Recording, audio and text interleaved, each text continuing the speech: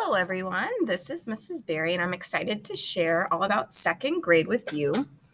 I will also send this Google Slide document to you so that you can access the links that I'll be referencing throughout if you so choose to. And then as you are listening to this, if you have any questions, feel free to write them down. And there will be a Google Doc that maybe at this point has already been shared with you that you can add your questions to it. So when we do our live Zoom meeting on September 10th, we have some talking points and then all of us can kind of hear the answers at the same time. Or if it's an answer I don't know, it gives me an opportunity to kind of hopefully try to find it for you before the September 10th meeting. So let's take a look at second grade this year. So second graders, obviously the responsibilities kind of grow from first grade to now, and they'll be growing throughout the year. But every day, your child needs to bring their home folder and their assignment notebook back and forth to school. We write in it every day at the end of the day. I check to make sure they've written the date and their homework for the night. And then also, and their home folder may have some things. It's usually not too full, but it's nice if you check it every couple of days and kind of clear it out and make sure there's nothing there that you need to get back to me. PE shoes, we do have PE, and I'll show that on the schedule in a little bit.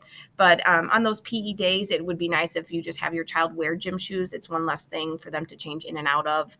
And since we can't store the gym shoes here this year, it's just so much easier just have them wear gym shoes on gym days.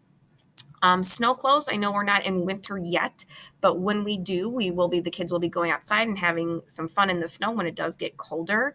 So make sure they are able to get on their boots independently, their snow pants, zipping up their coat. As well as one thing I ask parents to do is, when winter months start to come, put in extra pair of pants and socks because often enough when they're just playing in that snow, sometimes they do get wet and it soaks through their snow pants, and then they have wet like knees and wet socks, and I don't want them sitting in that all day. That's no fun. And then if that happens, they can just go to the bathroom, quickly change into some dry clothes, and bring home the wet stuff. So that's just one thing to kind of think about when those winter months do show up. Homework. So I'll talk a little bit more about math homework later, but every night we're going to ask kids to do about 20 minutes, 10 minutes for each grade level. So we're in second grade, we're asking for 20 minutes of homework. So that's 10 minutes of reading a night and about 10 minutes of math. However, if your child loves reading, they want to read more, or I know sometimes parents require that a child does all of their math homework front and back, so it may take more. I tell the kids here, your mom and dad, they're the boss at home, but it is my recommendation about 10 minutes of reading, 10 minutes of math, and then that gets them their 20 minutes because they are doing reading here as well as math here on top of that homework time.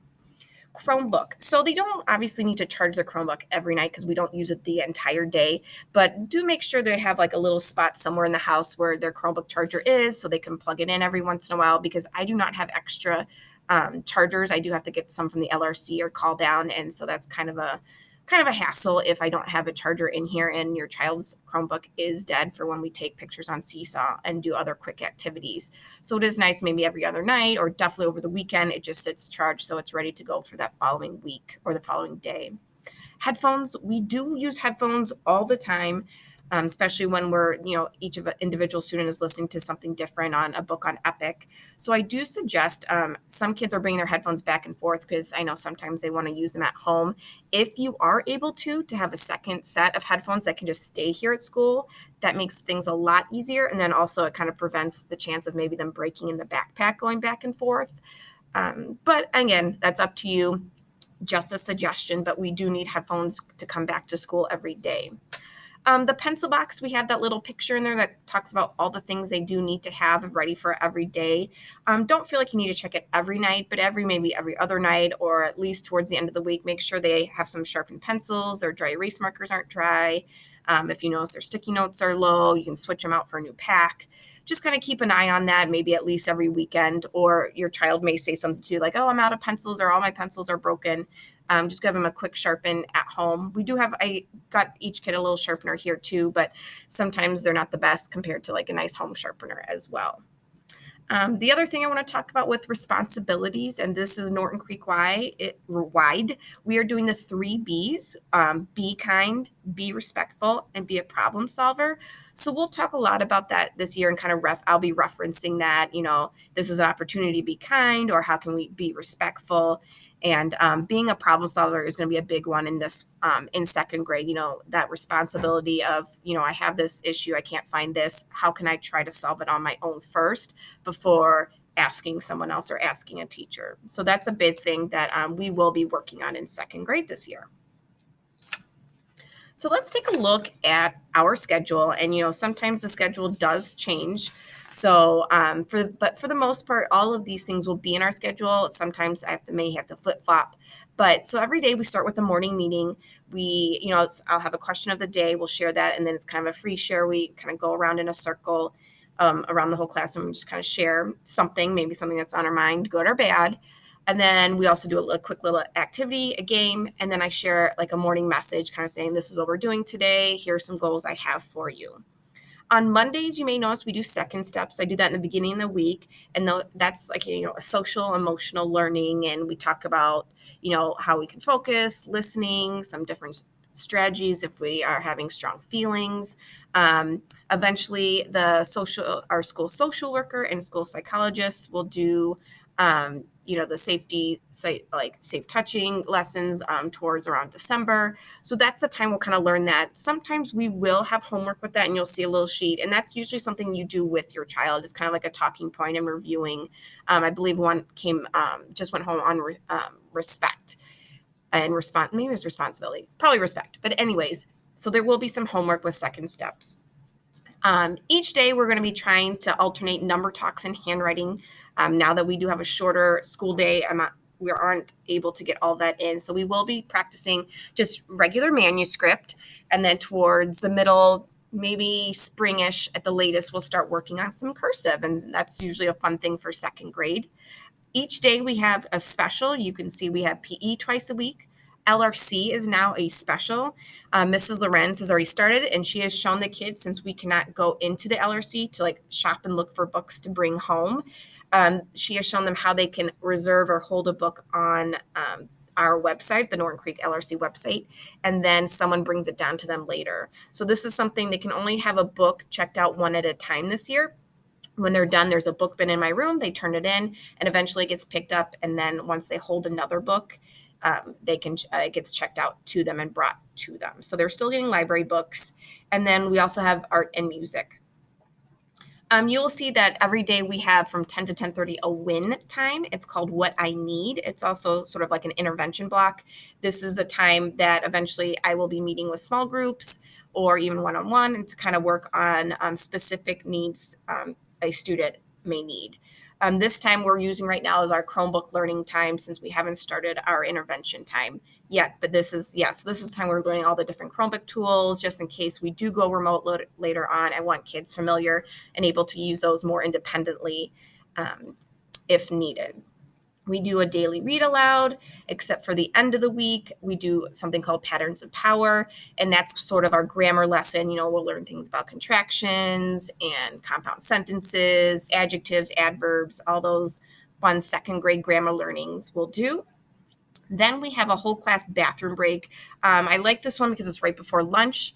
What I may start doing is moving handwriting to this time as well, and let kids go in like groups of 2 to the bathroom. Not only to go to the bathroom, but I tell them to really wash their hands with soap, especially since we're about to go to lunch. So we're washing off any germs as well as any dirt and getting a nice clean hands for lunch. And then you can see the kids have lunch and recess. We come back from recess. We have our math. In the beginning of the year, I did have another recess, but since we just have a recess and we do math and we're back at recess, what I've been doing is we've been doing a lot of Go Noodle or any kind of movement breaks. And I've done that throughout the day as well. We've been doing about 2 or 3 a day, because now that we're not transitioning or moving from the carpet to our seats back to the carpet a lot, the kids aren't moving as much. So I'm noticing that. And so we're doing those Go Noodle movement breaks, finding some new ones that the kids can do to get moving. And then we do writing workshop, and then it's pack up, which is planner, and they help me wipe down their tables, and then it's out the door. At 1:40, when the bell rings, we let the bussers out first, and then we wait a couple minutes, and then the rest of us are asked to come out later. And since we're kind of behind the building, I try to make sure we are out around the front of the building by 1:45. So that is our schedule. Again, if you have any questions, write it down and put in that shared Google Doc that I believe Mr. White has included right near that link that you're using to listen to me right now. Ooh, sorry, almost forgot. We also have science and social studies twice a week. This year, we're going to start with the social studies unit, and then we kind of alternate science, social studies, and go back and forth. And those are twice a week. Oh, there's the agenda. We're going. I also want to know about contacting me. So here's my email. It's kristen.b.berry. There used to be another Kristen Berry in the district. So now I'm the one that gets the extra B. So make sure if you ever have to email me, you have that my middle initial in there as well. This phone number goes directly to my room. I will not answer it if I'm in the middle of teaching, but please feel free to leave a message and I can get back to you after school when the kiddos are gone. So let's talk about Seesaw a little bit. This is how I will, and the kids will communicate with you. So here's the first link. So when this is shared with you right now, you can't click on it, but when you open the actual Google Slide link that I shared with you, you can click on this and it's a Seesaw video and it kind of tells you all about Seesaw if you want some more details. But for the most part, it is like a virtual online portfolio of what your child is doing. Sometimes I'm taking the pictures, they're showing the work, so you can kind of see things they're learning. It's also a great sneak peek if you can see if maybe they're doing like a misconception or something's confusing. You're like, ooh, they kind of goofed on that, and you can help support them as well. So that is a main way you're going to see what is happening in the classroom this year is through Seesaw. The other way I'll communicate is weekly with the newsletters. I try to get them out Sunday, latest Monday, and kind of tells you this is what's happening during the week. And then finally, that planner is a daily communication. If you feel like it and you need to write me a quick note, feel free to write it in the planner. Sometimes I'll write in the planner, like, please send in more pencils or please sharpen pencils. And your child, that's their responsibility to say, oh, here, Mrs. Berry wrote you a note. Or if they bring it to me and say, oh, my mom wrote you a note in my planner. That is another option. Sometimes that may even be better since we don't have time this year to really check our email as much. So let's talk about math. The resource we use to teach the Common Core math standards is called Eureka Math. We've had it for a few years now, and I think your kids have entered in using it since kindergarten, so they've had it every single year. And the components of Eureka are we usually start with the fluency. Sometimes that's that sprint where it's like a timed doing numbers. Sometimes we're doing other things, whole group, and just working on not just the speed, but kind of learning those math facts. And so we're not using our fingers as much, getting more automatic when we're doing adding and subtracting within 10 and then definitely even up to 20. Another component is the application problem. And I'll kind of talk about that in another slide in a minute. Then we jump into the concept development. That's, the new learning where I'm kind of the teacher leads and I do this. And then we'll practice a little bit together. Then I'll have them try it on their own. And after that, I let them jump into their problem set, where is that 10 minutes? We spend 10 minutes practicing. You may have noticed by now sometimes their problem sets come completely done, or maybe a little bit on the front or halfway on the back. It just depends how hard it is. And sometimes you can kind of see, if your child only gets one or two problems done, it was hard for them. Because I give them 10 minutes to do that, sometimes a little bit longer. If they get all the way to the back, that they have been doing pretty good. I will try to mark on it, like I'll give it a star showing that I kind of checked how they're working. I don't always check the whole back, but the front is usually what is the immediate, and then it gets a little bit harder on the back. So I'm not as worried if they complete the back or not. Then we kind of end with a little debrief, kind of talk about some things that were challenging today, and the kids do an exit ticket. The exit ticket is a way for me to quickly check. It's independent, and I can see, okay, without my support, are they able to do today's learning or not? This kind of tells me I need to check in with them tomorrow if they're having a hard time, or if they got it, then we can kind of keep moving on. If the whole class didn't do well on the exit ticket, then that means I'll probably spend another day on that learning from the math lesson. So the application problem, which I mentioned is one of the component, is basically the daily word problem. And we kind of use the recipe of read, draw, write. So first we'll read the problem. We'll put a square around the question. We'll circle the numbers. We'll kind of underline any important words that are going to tell us what's really happening in this problem. Then we draw and label. And draw doesn't always mean a picture. It's some sort of model, whether it's a decomposing model, a tape diagram, quick tens drawing. There's many different options, and we'll be kind of doing those a lot together and deciding, what's a great draw or model that we can do to help us solve this problem. We'll also, once we figure out what the problem's asking us, we'll write a number sentence like 15 minus 10. And then at the very end, once we figured out our answer, we'll write like an answer statement, a word statement. Susie had 5 apples left over. And that's the whole process of doing that application or word problem. And we do those pretty much every day. One thing I really want to mention, especially for this year, is the levels of representations when it comes to math. And this is sort of universal with math. We have the CRA. It goes concrete is that first one. Those are like the tools and the touch. You need something in your hand, and that's the type of learning we like to start with when we're teaching something new. Give them something in their hands to actually manipulate and move around to help them really understand what they're learning. Then we have the representational. That's when you can start drawing. You do some pictures, you have some representations, things that you don't need to touch necessarily, but they represent what you're thinking or what you're doing to solve the problem. The final level of math is kind of that abstract, where you're just using the numbers and the symbols. So you can kind of see this drawing right here. This is a big point that I stress to parents, and I know it's hard, and I did it too, is when we start doing like 2-digit and 3-digit addition, you remember and subtraction, the carrying over and the borrowing. That right away is that abstract level. We don't start there. We start with that concrete. We use different tools. We use discs. We use the base 10 blocks. We have to start concrete so that by the time the child gets to the symbols, they've gone through the drawings, they go through the symbols, it's not like abstract and I don't really understand. I'm just following the motions.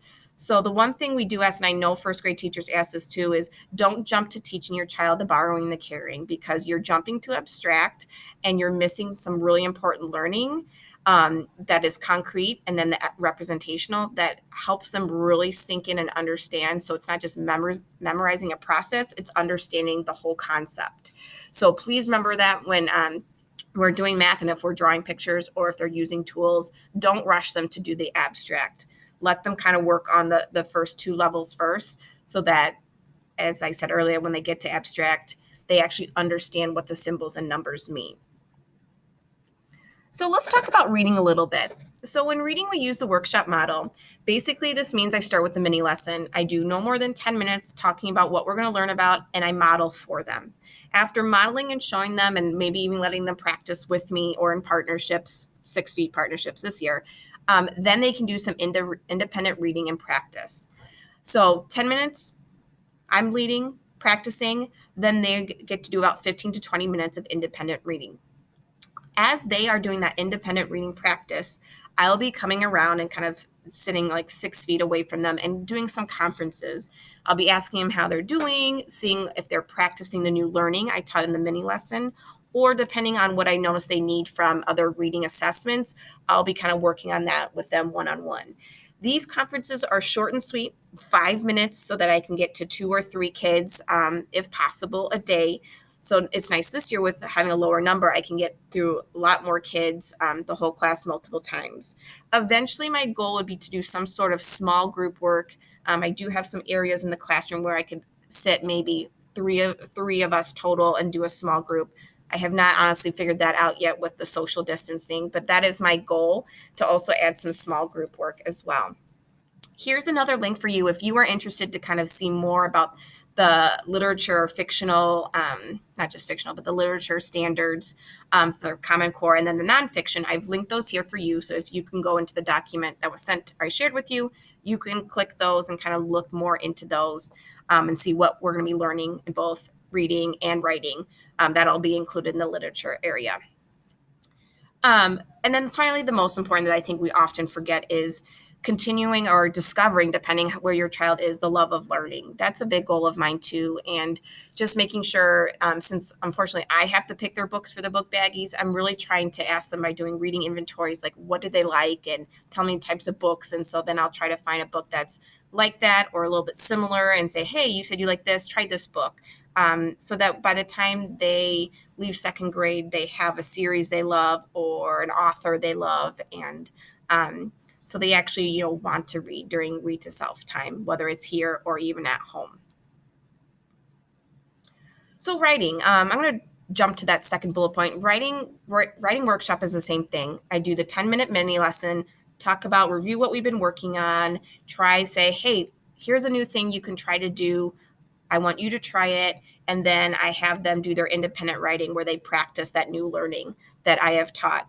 During that time, I'm walking around, I'm doing conferences, I'm helping kids with spelling, and just seeing what areas in the writing where they are in the writing process and what they need. And again, those conferences are short and sweet. They're 5 minutes, how you're doing, what are you working on? Sometimes I'll ask them what they need, and then I'll kind of talk to them and be like, oh, okay, you want me to help you with your beginning or your lead or your details, and I can help with that. Sometimes I'll kind of have them read to me and I'll say, hey, you know what? This is what I think you're doing really well. But you know what? I'm noticing you have your beginning, middle, end, but you're missing a lot of details. So what are some things we can add for the reader who's going to read your writing to help bring your story more alive? So that's something a lot of times conferences are doing, is say, give them that compliment. Hey, this is what you're doing well. Let's step it up to the next level. This is something we can try doing. So throughout the writing year, we'll be doing 3 types of writing. We have narrative, informational, and opinion. Right now we're starting narrative, and that's great because it's usually personal narratives where it's something they've been doing, and that's easy enough for them to write details. I can pull more details from them, but that's the 3 different types of writing. And just like reading, I'm hoping, exploring these different types of writing, we can develop their love of writing as well. Another thing I want to add about writing is more than just having proper grammar and spelling words correctly. There's a lot of craft using, interesting words, elaboration, adding those details, bringing your story to life, adding leads and endings so you really hook your reader, and then you wrap up your stories in a way that your reader feels like, oh, that was a great story, or, oh, I learned a lot from that informational piece. And then finally, writing is a lot about organization. And a lot of times I'll tell the kids, as a writer, you're often thinking about the reader. So how are you going to add interesting words for your reader to enjoy? How are you going to organize your writing so it is better understood by your reader and it makes the most sense for them?